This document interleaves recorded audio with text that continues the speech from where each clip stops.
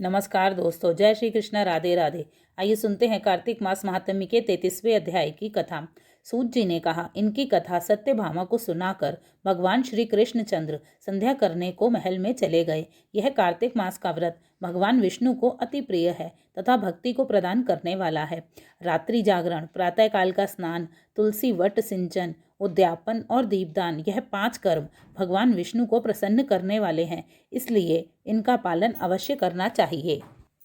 ऋषियों ने कहा, भगवान विष्णु का प्रिय, अधिक फल देने वाला, शरीर के रोम रोम को प्रसन्न करने वाला जो कार्तिक माहात्म्य में आपने कहा है, मोक्ष की चाहना करने वालों या भोग के इच्छुक मनुष्य को यह व्रत अवश्य ही करना चाहिए। किंतु हम एक बात आपसे पूछना चाहते हैं कि यदि कार्तिक मास का व्रत करने वाला किसी संकट में फंस जाए या वह जंगल में हो अथवा किसी रोग से ग्रस्त हो जाए, फिर वह कार्तिक व्रत को किस प्रकार करे, क्योंकि यह विष्णु जी का अतिशय प्रिय तथा मुक्ति भक्ति प्रदान करने वाला व्रत किसी भी तरह छोड़ना नहीं चाहिए। श्री सूत जी ने कहा, यदि कार्तिक व्रती किसी संकट में फंस जाता है तो वीरता के साथ शंकर जी तथा विष्णु के मंदिर के पास हो उसमें जाकर रात्रि जागरण करे। अगर घना जंगल हो तो फिर पीपल के पेड़ के नीचे अथवा तुलसी के वन में जाकर जागरण करे। विष्णु जी की मूर्ति के सम्मुख बैठकर विष्णु जी का कीर्तन करे। ऐसा करने से हजारों गौओं के दान के बराबर फल मिलता है।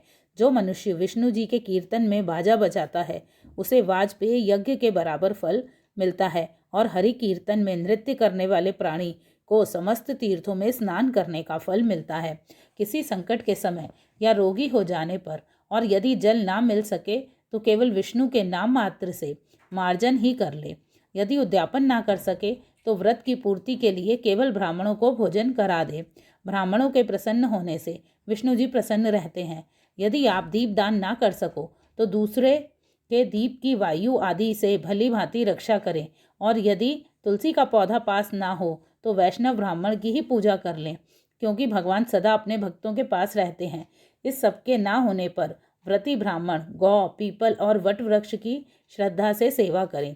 शौनकादि ऋषियों ने कहा, आपने गौ तथा ब्राह्मणों के सदृश पीपल और वट वृक्षों को बतलाया है, और सभी वृक्षों में पीपल का वृक्ष और वट वृक्ष श्रेष्ठ क्यों कहे गए हैं।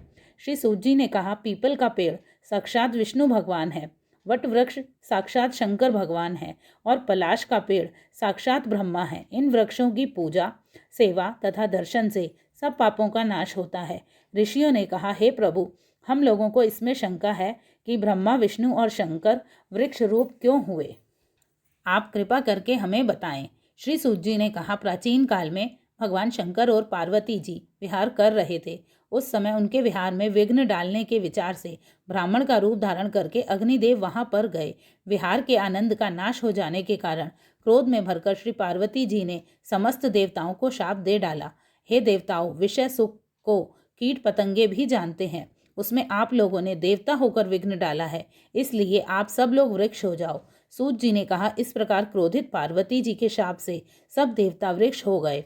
इसी कारण विष्णु तथा शंकर जी दोनों पीपल और वट हो गए। इसी कारण विष्णु का शनिदेव के साथ योग होने के कारण केवल शनिवार को ही पीपल का स्पर्श करना चाहिए और किसी दिन नहीं। कथा समाप्त। बोलिए विष्णु भगवान की जय, लक्ष्मी माता की जय, कृष्ण भगवान की जय, राधा रानी की जय, शंकर भगवान की जय, पार्वती मैया की जय, तुलसी माता की जय, शालिग्राम की जय, सभी देवी देवताओं की जय। धन्यवाद।